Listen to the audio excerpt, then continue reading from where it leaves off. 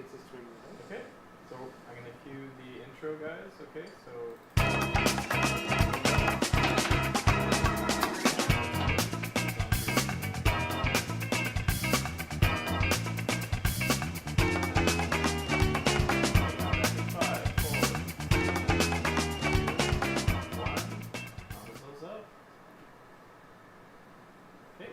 Up on air. Yep, she's on it. You can no one hear me? Okay. Hello and welcome to My Conestoga Today, the show where we bring the heartbeat of Conestoga campus life straight to you. Whether you're tuning in from a cozy spot on campus, grabbing a quick coffee, or watching from home, we are delighted to have you join us. I am your host, Mama Wonkoro. Now, today's episode is packed with everything you love about Conestoga. We are diving into what's new and what's next, from groundbreaking programs to inspiring stories from students and staff. And an exciting feature, we will sit down with one of our faculty members from creative industries and get a chance to explore the world of virtual reality together. Just a reminder, we're streaming live on YouTube and Roku. If you haven't subscribed to our channel yet, subscribe. And also don't forget that we are on Facebook and Instagram at ccdtv.ca. Currently, we have about 539 followers, and we're looking to hit 10,000 followers before 2025. Please make our dream come true. Now, to the weather report today. Today, Kitchener-Waterloo will be mostly cloudy with about a high of 8 degrees and a low of 2 degrees, a cold start to the weekend. Thankfully, on Saturday, the sun will be shining through the clouds, bringing a high of about 11 degrees, and Sunday will be cloudy again. So be sure to enjoy the sun while you still can. Now, let's move over to Milton right here. Right here in Milton, we will have a bit warmer, reaching a high of 77 degrees Celsius. Some scattered clouds will break up the sunshine, and there's a hint of afternoon wind. A perfect day for a cozy sweater if you're heading outside. And now let's see other regions. Meanwhile, over there in Guelph, a partly sunny morning is expected with highs around 5 degrees Celsius. Light breezes will bring a refreshing feeling, making it a great day to go outdoors if you've got some warm layers handy. Moving down to Cambridge, you'll see similar conditions there, with temperatures rising to around 6 degrees Celsius. It'll be mostly cloudy. For those of you who love to stay indoors, you can keep an eye out for a little sun peeking through after lunch. In Ingersoll, the skies will stay mostly cloudy with a slight chance of a sun break mid-afternoon. Temperatures will sit around 6 degrees Celsius. It's one of those days when your best friend is a good jacket and a warm pair of socks. Bradford will reach about 7 degrees Celsius with more consistent sun in the afternoon. Breezy conditions might nip at your face, so you might want to wear something cozy if you're out and about. Finally, Stratford will be cool, 5 degrees Celsius under mostly cloudless skies. The wind will bring a touch of winter to the air, so bundle up if you're planning to stroll by Avon River. And that's your weather roundup for today, Friday, November 15th. Make the most of it, and if you're looking for a little warmth, well, a hot drink is always just a cafe away. And now to the traffic reports. Whether you're on your way to school or work, here is your traffic update to help you plan the smoothest ride possible.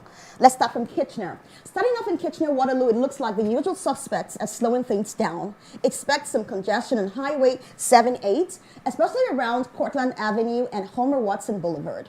As the day progresses, the 401 westbound by Kitchener South tends to see more cars. So if you're aiming for a quicker drive, get an early start and keep your favorite podcast queued for that bumper-to-bumper grind. Now we can see in Milton, there's likely to be a bottleneck on the 401 eastbound, especially near James Snow Parkway. Now this sport loves a bit of early morning and evening traffic, so stay alert for stop-and-go action. But on the bright side, you could be seeing on the 407 is looking smooth. If you're willing to take the toll, it might just buy you an extra coffee break. Over here in Guelph, Highway 6 near the Holland Expressway tends to get busy with university traffic in the morning hours. Watch out for merging lanes and those quick lane changers. It is a bit of a dance, but with patience, you'll waltz right through.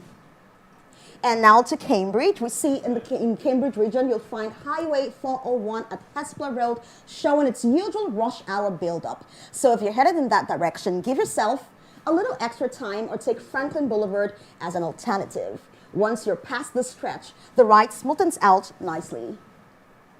And now to Ingersoll. Highway 401 ramps around Cullendon Road can get a bit tight with trucks in the early morning, so it's clear otherwise, but do keep a bit of extra distance and stay cautious around those big rigs. For Bradford drivers, the 403 is seeing light to moderate traffic with the highest flow around Wayne Gristy Parkway. Expect a steady pace overall, though, and if you are in downtown, Market Street is your best route to avoid heavier intersections. And finally, Stratford is nice. It's nice and calm this morning as always, but be mindful of pedestrians and crosswalks near Ontario streets. It's theatre season, so there's an influx of visitors around the Avon, and there's much as parts of Stratford's calm as the autumn leaves. Well, that's your traffic snapshot for today. Stay safe, stay alert, and may your playlist be on point as you navigate your way through southwestern Ontario. And now to your CYCT news for today and this weekend. We begin the news from the campus. First up is our campus news. The KW Santa Claus Parade will have a new float thanks to a team of Conestoga staff and students from the School of Trades and Apprenticeship. The college team volunteered their time to replace the old float that has been in use since 1979. Saturday, November 16th is when the new float will have its maiden voyage as a part of the annual parade hosted by the Lions Club of Kitchener. Santa's Sledge is the only original piece that remains. Mary D. Alton, Chief Fundraiser Officer for the KW Lions Club, said it was time for the old float to retire.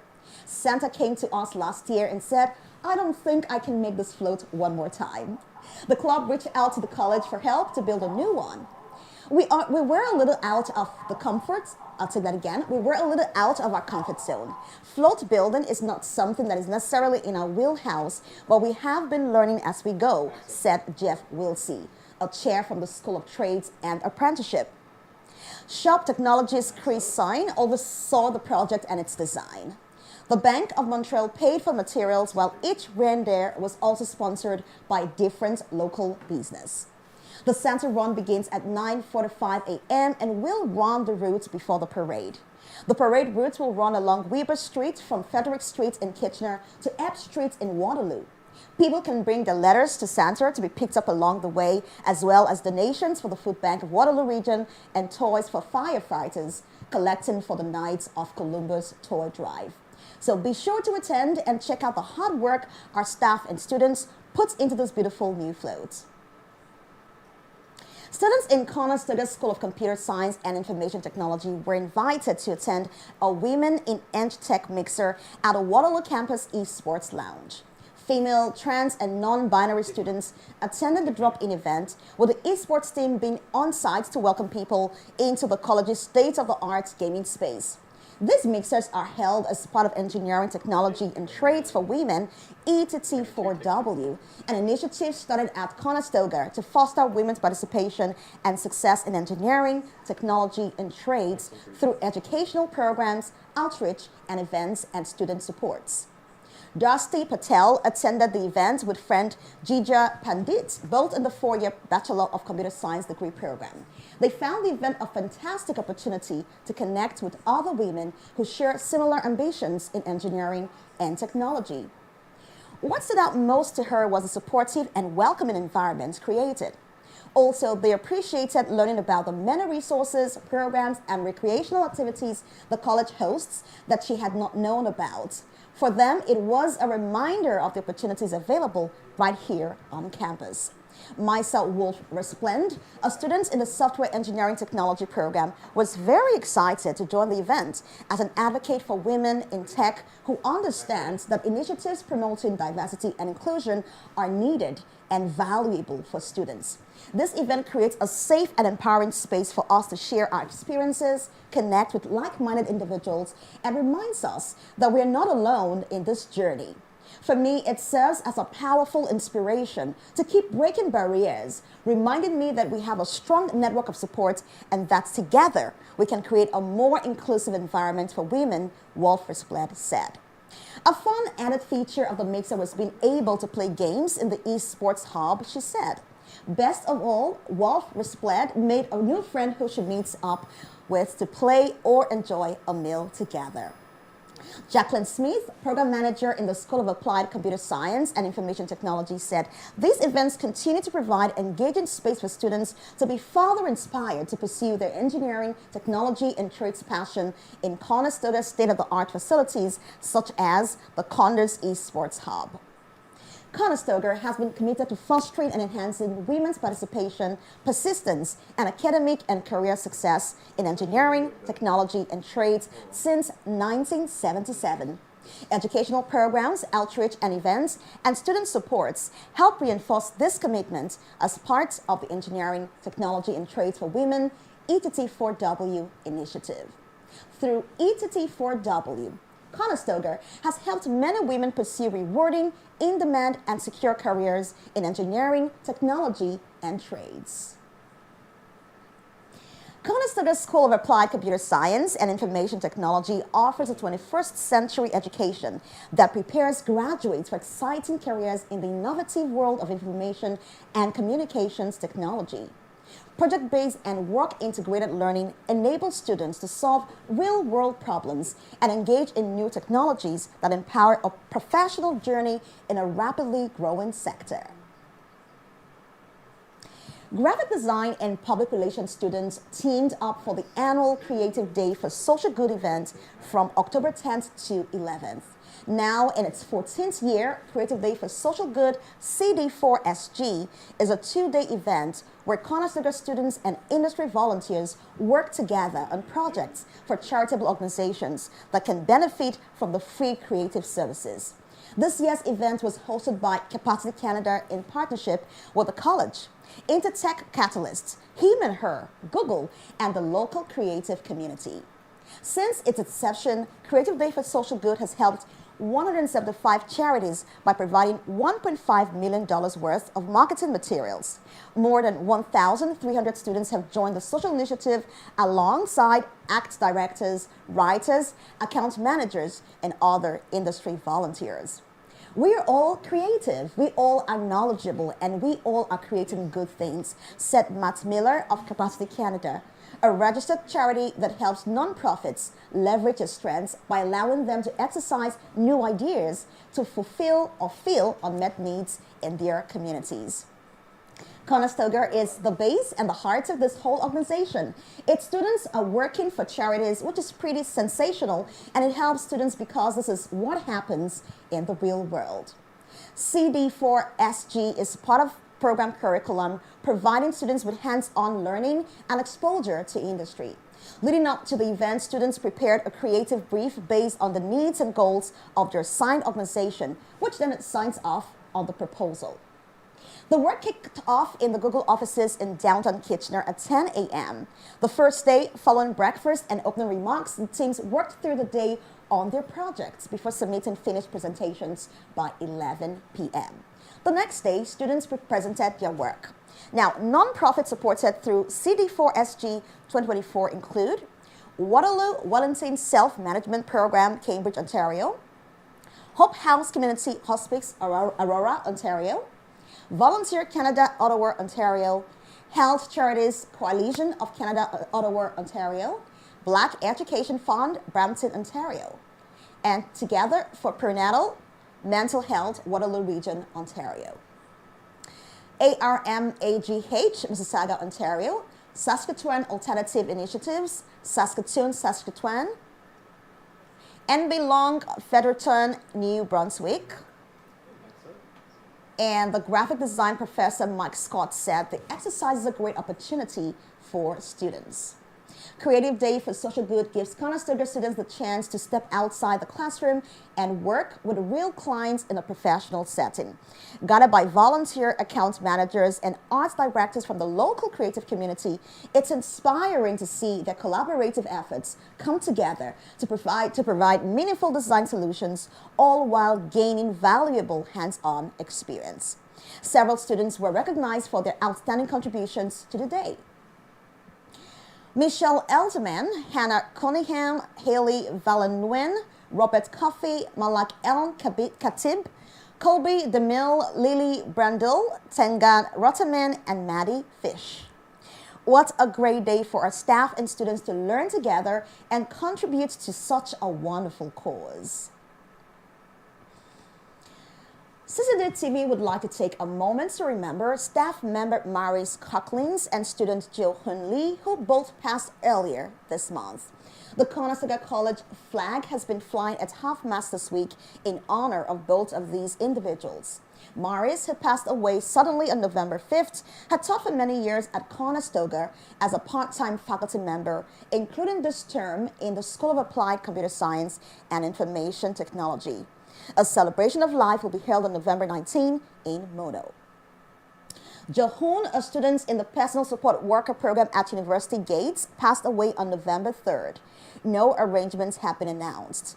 Just a reminder that during difficult times such as these, support is available for Conestoga community members struggling with grief, uncertainty, and stress. Students are encouraged to connect with Conestoga's Counseling Services team. Ontario post-secondary students also have free access to Good to Talk for immediate or after-hours support.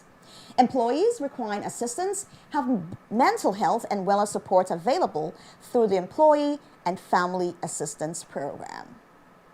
Once again, our hearts go out to the families and friends who have been affected by these losses, and may their memories live on as part of the Conestoga community. And now let's move on to some events in the Tri-Cities that are happening this weekend. In Cambridge, you and your family can experience the Winter Ice and Lights Kickoff event, taking place on Friday, November 15 from 6:30 p.m. to 7:30 p.m. at Central Park on King Street East. It will be lit up with beautiful street lights depicting winter delights. There will also be special appearances from Santa Claus, Mrs. Claus, and Willie Melts. The Kitchener, Waterloo, Huron, Beaver Tails will be there as well to provide some sweet treats. So be sure to check out this wonderful winter wonderland this weekend. In Kitchener, the Christ Kindle Market is almost here, running from December 5th to 8th. This 700-year-old tradition will see the downtown area filled with food, fun, and holiday cheer. Tony Benjamin brought the Christ Kindle Market tradition to Kitchener in 2004. 20 years later, this award-winning festival brings over 35,000 visitors from across North America to Kitchener, transforming the downtown core into a vibrant holiday destination. For a full list of event activities and vendors, be sure to check out the City of Kitchener's Christ Kindle Market webpage. If you haven't had a chance to start your holiday shopping yet, well, look no further. The Waterloo Potters semi-annual fall sale is back in Waterloo from the 15th to the 17th of November. Over 45 different potters with a variety of styles and techniques will be there to sell their art and pottery to you, your family, and your friends. Taking place at 2001 University Avenue East, Waterloo, this is shaping up to be one fantastic event. And now to our community wins. Conestoga's community donors, partners, and friends are recognized in the new Donor Impact Report. During Gratitude Week, students and employees were invited to write thank you cards expressing their appreciation to college donors. The updated annual report, being released November 15 on National Philanthropy Day, details the tremendous impact of the ongoing support that is making a difference in the lives of students. Conestoga supporters were also celebrated during Gratitude Week. Students and employees were invited to write thank you cards expressing their appreciation at tables set up at various campuses during the week of October 7. Thanks to the generosity of donors, the college raised $1.6 million in 2023 to 2024 for student awards that supported 2,554 learners in their educational journey. One of those students is Anna Runten, who recently graduated with high distinction from the Carpentry and Renovation Technician program and has since started a carpentry apprenticeship. The monetary awards Runten received were a great help throughout her time at Conestoga. The generous awards obviously relieved a lot of stress financially when it came to purchasing textbooks and all of the tools I needed to complete my program successfully, Runten said. But the awards didn't just assist with her finances. The awards also came with a confidence boost for me. They proved to me that my hard work and my dedication to maintaining good grades weren't going unnoticed. As a young woman studying on the path to a career in carpentry, Runten was prepared to encounter challenges in the male-dominated field. The awards were a reminder that she could overcome any hurdle. The recognition through my awards proved to me that I shouldn't have any doubt in my abilities and that a successful career in the trades is achievable for anyone. Conestoga welcomes a variety of ways to contribute. Impactful ways to give include donations of time by volunteering, expertise by mentoring, or joining a program advisory committee, or gifts such as a student's award, gifts in kind, or bequests. The college benefited from the expertise of 1,144 volunteers on program advisory committees. Co-op placements are another way the community supports the college's learners, with 2,058 students securing co-op placements. Donations from organizations, foundations, and individuals support classroom enhancements, including state-of-the-art equipment and technology, providing invaluable tools for student learning.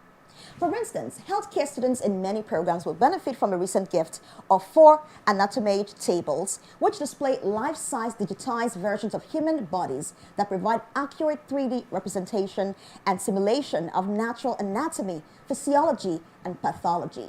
These tables provide Conestoga the opportunity to enhance learning and help bridge knowledge gaps across all the health science programs. The anatomy tables will be built into and utilized within the curriculum to help learners better develop an enhanced understanding of human anatomy and help differentiate various disease pathologies at a higher level, said Kyla Rotobliski, Manager of Simulation and Learning Innovation in the School of Health and Life Sciences. The handwritten messages of gratitude collected during Gratitude Week will help show donors that their contributions are valid. Your donations create new opportunities and equip our students with pathways to success, said President John Tibbetts.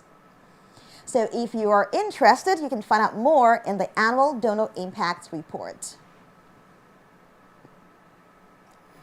Conestoga School of Business was accepted into the Internal Auditing Education Partnership Program by the Institute of Internal Auditors, placing the college among an exclusive group of institutions recognized globally for excellence in internal auditing education. Conestoga was accepted into the Internal Auditing Education Partnership Program by the Institute of Internal Auditors. This recognition is a significant milestone for our program and, more importantly, for our students who aspire to become internal auditors. A critical role in the modern organizations, guiding them toward achieving the objectives, identifying risks, and emphasizing or enhancing efficiency and accountability. Well-trained internal auditors are more valuable than ever as they serve as trusted advisors, helping organizations maintain transparency and integrity while navigating challenges, said Amit Mehta, a professor in Conestoga's Bachelor of Business Administration, Accounting, Audit, and Information Technology program. The Internal Auditing Education Partnership Program was developed to respond to the growing interest in internal audit education at post-secondary institutions, while also addressing a general need of practitioners interested in hiring well-rounded students. Program schools are colleges and universities teaching an internal auditing curriculum within a degree program endorsed by the Institute of Internal Auditors, which supports the profession and prepares internal auditors worldwide with a community-relevant resources and personal development. The designation will benefit Conestoga students, faculty, and industry partners. Along with gaining practical skills through the program, students will build professional networks that will open doors to internships, certifications, and rewarding careers. Conestoga's Bachelor of Business Administration, Accounting, Audit, and Information Technology is unique degree program delivered at the honors level, providing a comprehensive education in accounting, audit, and information technology to produce graduates who possess the skills needed in the global business environment.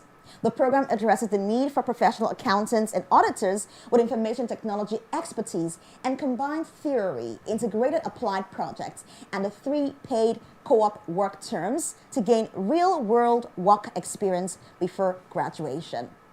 Congrats again to School of Business for all of their hard work.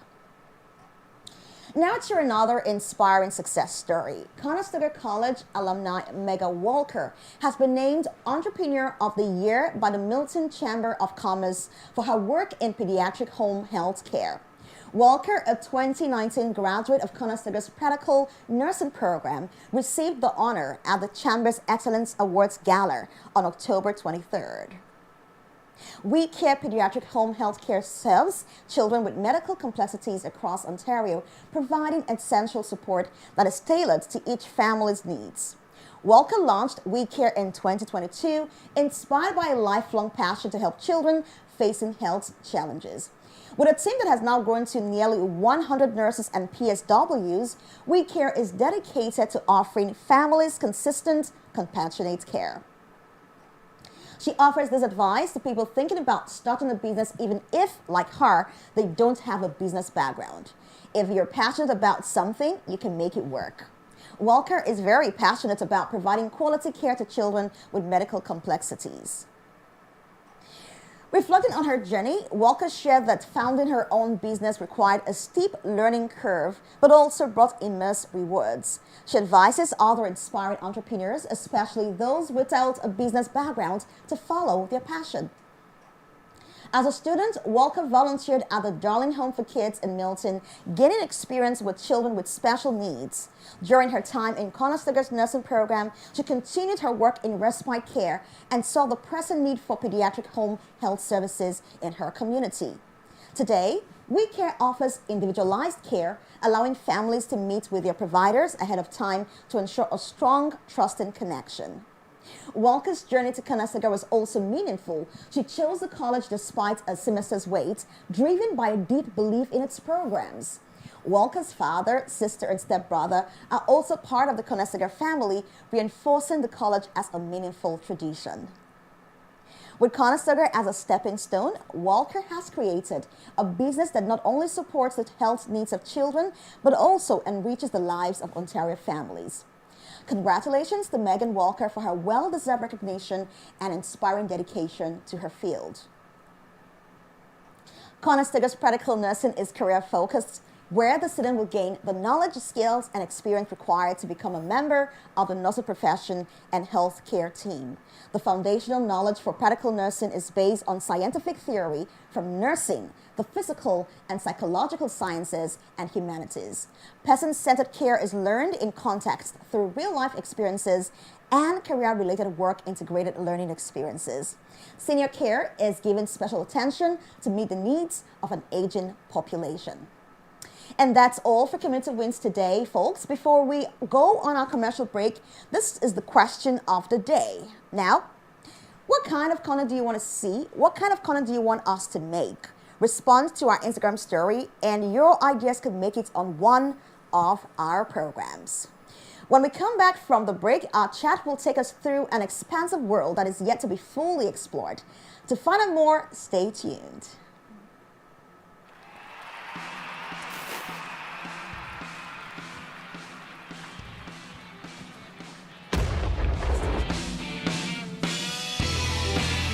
Go.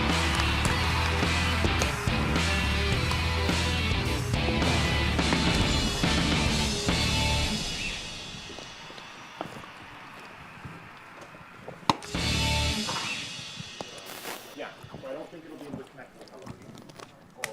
Oh, we can experience this. Okay, that's fine. What's this? Just play it when we're done. Okay, that's fine. Yeah. It's just on the table maybe, and then I could pull it up right. Can you see the way so you can have the right angles? Right, everything is.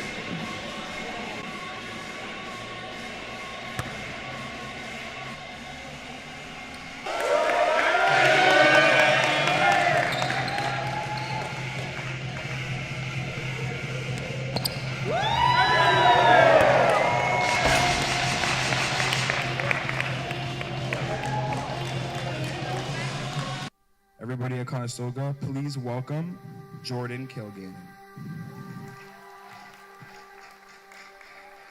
I got to grow up with a father who I looked up to, who showed me what it takes to make it in sports, and a mom and stepdad who showed me what it takes to make it with the rest of my life.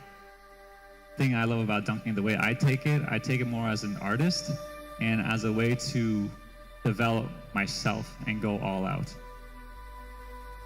So when I saw that, I was like, let's see what happens if I go all out. If I sacrifice everything else I love and just go for this one thing and master this one thing. So I guess my biggest accomplishment is the fact that I got to live the life that I did, being a pro dunker, traveling the world, and doing what I love. Like, it's no idea that was possible. So I'm just grateful for that.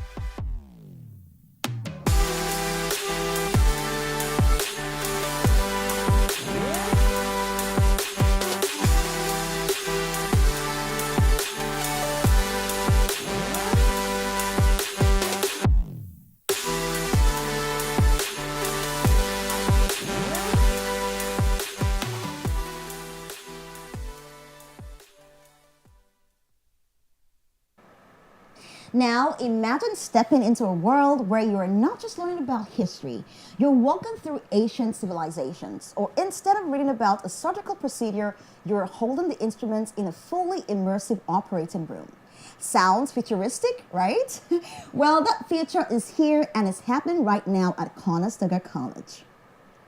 Virtual reality, otherwise called VR, is revolutionizing education and the way we connect with one another. It's just not about gaming anymore. It's a tool transforming industries and enhancing human interaction like never before. Joining me today to unpack this exciting world is one of Conestoga's very own pioneers in the creative industries, Leon Johnson. Leon Johnson will be sharing how VR is changing the game in education, fostering creativity and bringing bold ideas to life. Awesome. Well, thank you for having me. I greatly appreciate the time you've taken out to let me in here. Awesome. Yeah. And this is such an exciting, topic. I mean, technology continues to evolve, leaving us with one surprise and then the next. But I know that VR is an evolving field, and I mean, many thanks to Conestoga for always being ahead of the curve. So what does this mean for our students in today's world and age? Well, what's really awesome about having something like virtual reality is that we are in a position where our students are going to be essentially future-proofed for jobs in the field. We are now starting to see a huge boom in how the technology is being used. Everyone knows about the Apple Vision Pro that was released, and we're seeing a lot more proprietary software and gaming and things like that with the Meta Quest and Oculus and all of these different technologies. And Meta, for example, just released their new VR or AR glasses. So we're in a position where a lot of our students now are learning to develop and build these apps for, well, things that don't really exist yet. It's kind of like being an app developer a month before the iPod Touch came out. Oh, that's more like living in the future. Yeah, exactly. Oh, that's interesting to know. So, can you just give us a feel of how your classes are run on a day-to-day? I mean, have you ever encountered any surprise from the students when they get to interact with the VR? Oh, absolutely. I mean, so I'm just one of many professors that are in our department. So everyone kind of has a unique approach to how they deal with that initial shock of students learning virtual reality. Of course, our class is very varied. People who have, use and skills with the technology and have, used things like the Oculus Rift before, and students who have never even seen it before. So for myself, a day by day is a lot of managing the expectations of what that's like. Working within a 3D world and things from programming to coding to sculpting to just being in a world that is so foreign in terms of what, students have normally been experienced with. Yeah. It's a lovely experience. I'm always shocked to see the students with awe and surprise when they begin to realize that they're experiencing something that most people on the planet have not experienced before. Absolutely great. Now let's delve into the virtual reality world itself. I know that beyond gaming, there are a ton of uses for this new immersive technology. So could you run us through how does VR improve our world, just beyond gaming? Oh, And the yeah. creative industries for sure. Absolutely. One of the big things that we're seeing pop up now is industry. So we're getting a lot of companies and businesses that want to do training and experience possible anything from dangerous chemicals to dangerous scenarios, and being able to train those people within virtual reality. So we're starting to see a big draw towards that. One of the big things we compare it to is, pilots who train to fly planes are generally in those big cockpits and they have all the buttons there. But now you can do that for pretty much any industry. You can create and design programs and applications that allow people to train in dangerous scenarios or with chemicals and be able to see things and have that be interactive. Be able to pick up a bottle and have that pop up and say, oh, this has this chemical in, or this will have this reaction with this thing, and everything from chemistry to science to factory work, and it's really gotten down that pipeline. The other big thing that we're seeing this in now is, marketing and storefronts. So just to kind of clarify, there's virtual reality, which is what we've kind of experienced now. There's augmented reality, which is essentially what you're seeing with glasses, and you can have, say, directions pop up in different areas. And then there's mixed reality, which is kind of a play on both. So we're seeing now ideas of a lot of retail stores having, mixed reality where you can take things like cell phones or you can take things like glasses, stand in front of a changing mirror and see the actual clothing you were going to purchase on you in that time without having to change. And a lot of those things now are starting to be produced and created and building a lot of interaction things that side on the retail industry, which is a fantastic kind of unique way normally thought about. So it's not just gaming that is really developing these types of evolutionary leaps. It's literally limitless as to what you can do with this technology. Amazing. I mean, we could tell that VR has a lot of benefits. You just mentioned now it saves costs because prior people would have to go maybe burn down houses just to typify or exemplify how to deal with fires when there's a fire outbreak. But now we can do this in a virtual space, so we're saving costs and maybe saving time as well. Now let's come back to the creative industries where you are a professor teaching students, every day this skill set. How does virtual reality really help develop your creative minds? Oh, well, I mean, on so many levels, there's lots of ways that it kind of develops that creative mind. The first is really being able to create a new world. When we do certain types of classes and programs, we have everything from environmental design, being able to, in your head or in a sketch, be able to say, I want to create an Arctic landscape, and understanding what that means in terms of creating textures and sculpting and molding, and then be able to put yourself in those environments. It really allows students to reach beyond what they thought was capable, especially when we have a lot of students coming from traditional art fields. When you start painting, when you start drawing, when you start writing, a lot of those things aren't easily carried over to the virtual reality world. And being able to have an idea in your head or have a sketch and be able to make that real and experience it is really something that allows a lot of students to be creative and push the boundaries on what they want to see happen, which is really fantastic.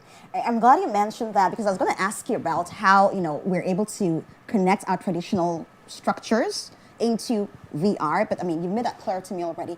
Now let's talk about the skepticism around this. I mean, we say immersive technology is great, no doubt about that, huge benefits for us, solving our major human problems, but then we are skeptical about these technology pulling us away from our human connection and the potential health hazards. Could you speak to that for me, please? Oh, of course. I think with any technology, it can definitely go both ways in terms of being able to pull people away from humanity or bring people together. I mean, there are are, for myself anyways, I have friends in Scotland, I have friends in Italy, I have friends in Iceland, I have friends all over the world. And being able to use a virtual reality set to connect with them, to see their culture, be able to talk to them, and they have a separate language than I do, and have it translate and be in the same space as them, even though we're, realistically 6,000 miles away. So it can really be great to bring people together, especially on the creative side and developing new ideas. The health benefits are always going to be something that any technology is going to be researched and studied and fixed upon, right? I mean, we look at 20 years ago when we were talking about cell phones and what they're doing for attention spans and how they're affecting youth, and that was something that's now being studied upon. 100 years ago, they were worried about how books and kids' imaginations were distracting them from the real world.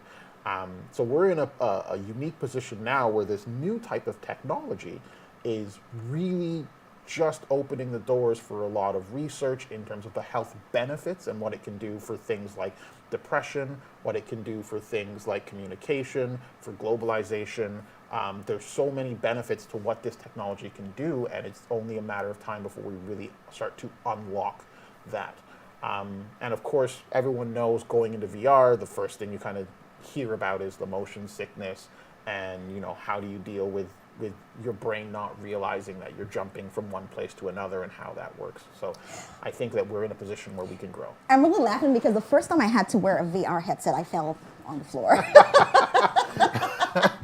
I was trying to prove to my children I had a bit of knowledge about Minecraft games, so we wore it together, and I landed on the floor because it was too much for me to consume.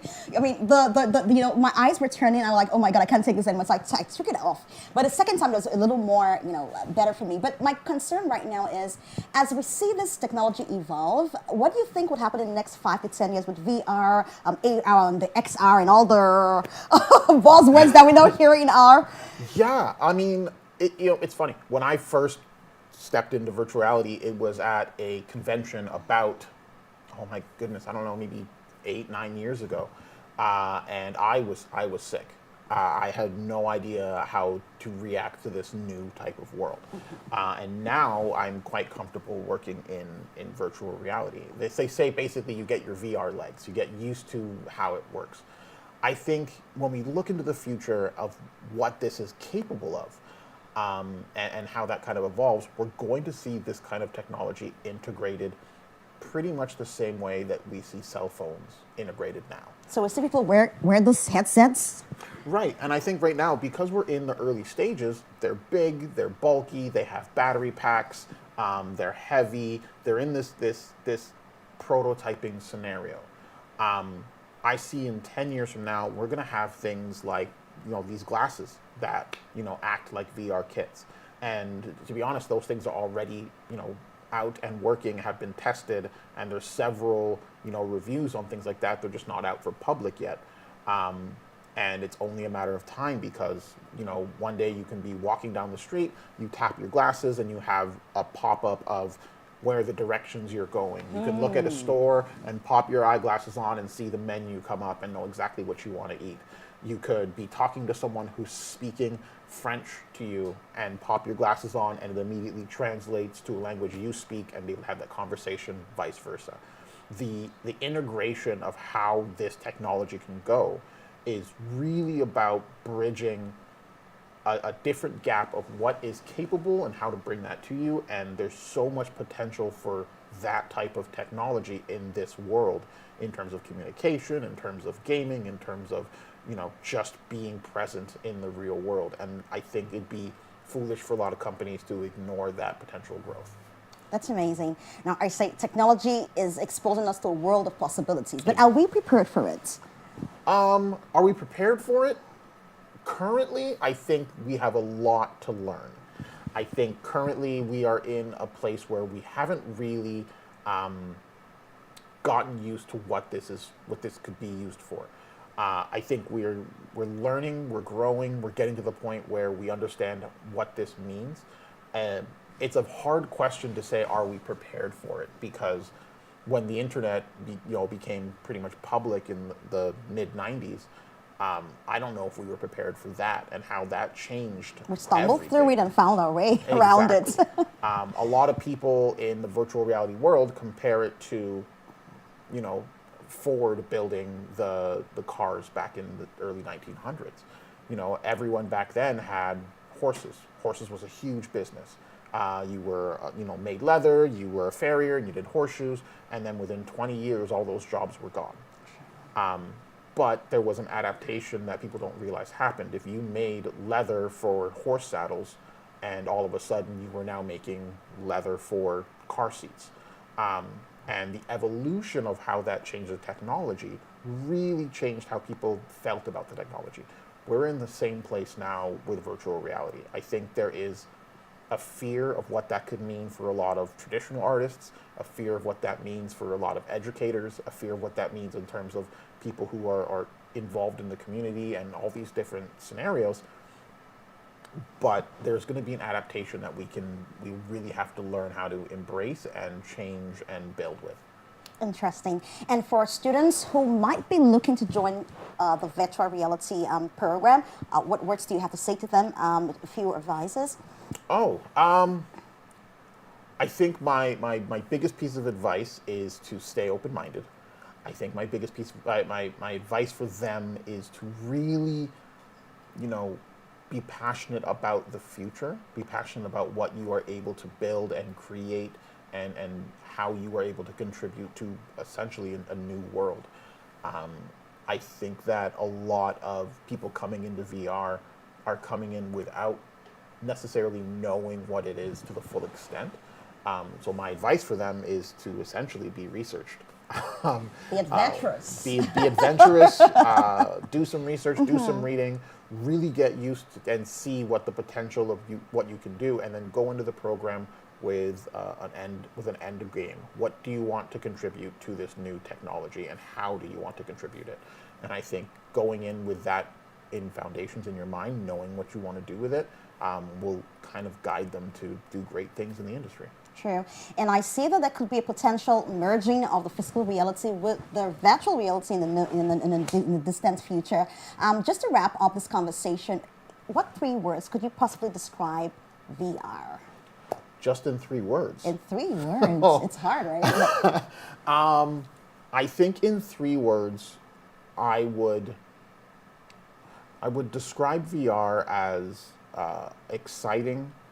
I would exciting, hopeful, and adventurous. I think those are. I have a whole bunch more in my head, but I'm going to stick with those 3. Yeah. It's been great speaking with you, Leon Johnson, yes, thank you. one of the faculty members of the Creative Industries Department here at Conestoga College. And as we wrap up today's episode of Your Conestoga Today, don't forget to take a moment to reflect.